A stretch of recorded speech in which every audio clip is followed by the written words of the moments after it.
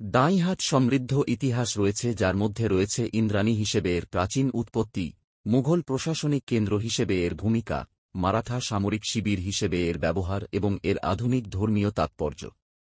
দাঁইহাট নামটি সম্ভবত দিওয়ান ঘাট থেকে এসেছে, যা মহারাজা কীর্তিচাঁদের অধীনে বর্ধমান রাজের দেওয়ান মানিক চাঁদ দ্বারা নির্মিত একটি ঘাট।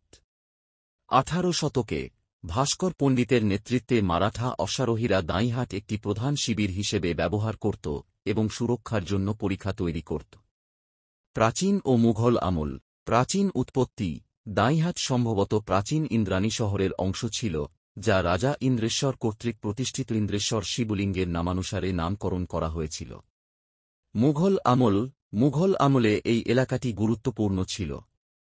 দাঁইহাট নামটি দিওয়ান ঘাট থেকে এসেছে বলে মনে করা হয়, যা মহারাজা কীর্তিচাঁদের রাজত্বকালে দিওয়ান মানিক চাঁদ কর্তৃক নির্মিত একটি ঘাট। রাঘব দত্ত শাহজাহানের রাজত্বকালে জমিদার হন এবং রায়চৌধুরী উপাধি অর্জন করেন। মারাঠা এবং মোগল পরবর্তী সময়কাল। মারাঠা শিবির। 18 শতকে ভাস্কর পণ্ডিতের নেতৃত্বে মারাঠা অশ্বারোহীরা শত্রুদের আক্রমণ করার জন্য দাঁইহাটকে তাদের প্রধান শিবির হিসেবে ব্যবহার করত। তারা এটি রক্ষা করার জন্য পরিখা খনন করেছিল এবং ভাস্কর পণ্ডিতের নির্মিত একটি মন্দির এখনও বিদ্যমান। ধর্মীয় বিকাশ। দাঁইহাট অনেক মন্দির এবং স্থাপনা এই সময়ের। জোড়া শিব মন্দিরটি 19 শতাব্দীর গোড়ার দিকে নির্মিত হয়েছিল। অন্যদিকে বদর সাহেবতলার সমাধিটি পীর বদর শাহ গাজীর মৃত্যুর পর প্রায় একই সময়ে নির্মিত হয়েছিল। বদর শাহ গাজী। দিওয়ান মানিক চাঁদ পীর বদর শাহ গাজীকে অত্যন্ত সম্মান করতেন এবং তাঁকে জমি দান করতেন।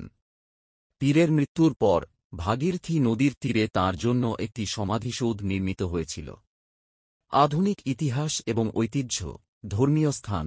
শহরটি তার ধর্মীয় ঐতিহ্যের জন্য পরিচিত, যার মধ্যে রয়েছে জোড়া শিব মন্দির, কিশোরী মন্দির, পূর্বে ভাস্কর পণ্ডিত কর্তৃক নির্মিত মন্দির এবং বদর সাহেবতলায় সমাধিসৌধ। রাস উৎসব। 1500 সাল থেকে প্রতি বছর রাধাকৃষ্ণের উদ্দেশ্যে একটি দীর্ঘস্থায়ী রাস উৎসব অনুষ্ঠিত হয়ে আসছে, যেখানে সমগ্র পশ্চিমবঙ্গ থেকে মানুষ আসেন। Railway station.